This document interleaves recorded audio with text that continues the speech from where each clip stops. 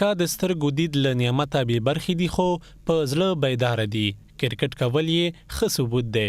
د دغه نابینایانو کرکټ له نورو سره په ډیر توپیر ترسره کیږي.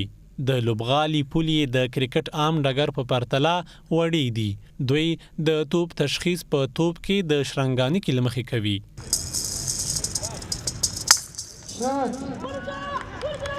توپ وهنه هم په یوه بڼه او نږدې ټول په یوه لوري وي، نو ځکه ډیری ډګر ساتونکي په همغه ځای کې ودروي.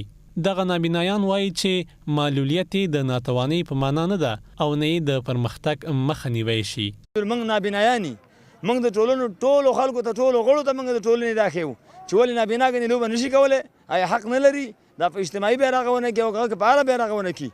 نابینا ډېر څه کولی شي خو ټولنې هغه سره امکانات هغه ته نه برابر، هغه ته داسې نومونه اخلي چې هغې باندې هغه نابینا یا دغه معلول استعداد ختمیږي. و بازم از برگزاری همچون تورنمنت ها برای نابینایان در ولایت مشرقی در شمال در هر جایی که میشه ما خیلی خوشحال هستیم و احساس خوشی عظیم میکنیم که ما امروز خود در بین جامعه و اجتماع میبینیم و از هیچ افراد سالم جامعه ما کمبودی احساس نمیکنیم. موږ تمه لرو چې په دغه وخت کې دومره امکانات موږ ته برابر شو، موږ هم خوشحاله یو، په دې باندې شکر وباسو.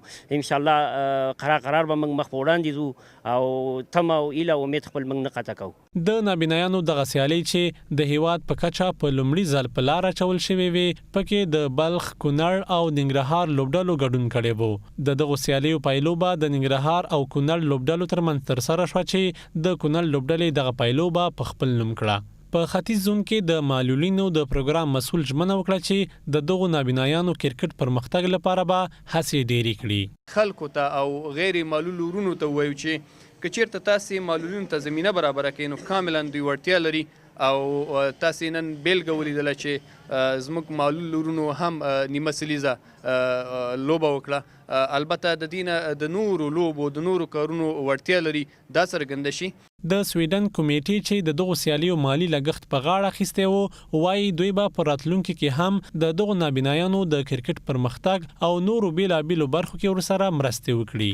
او دوی په دې ساحه کې احساس د حقارت او کمزوري نه کوي او د خپل ټولنې بار نه دي او د نورو سره وګپوګه ان شاء الله په دې امید چې نه یوازې په ورزشي او تفریحي او کلتوري ژوند کې بلکې په اقتصادي ډګر کې او د افغانستان د بیا د رغونې لپاره دوی د خپل ورونو خویندو سره وګپوګه فعاله ونډه اخلي.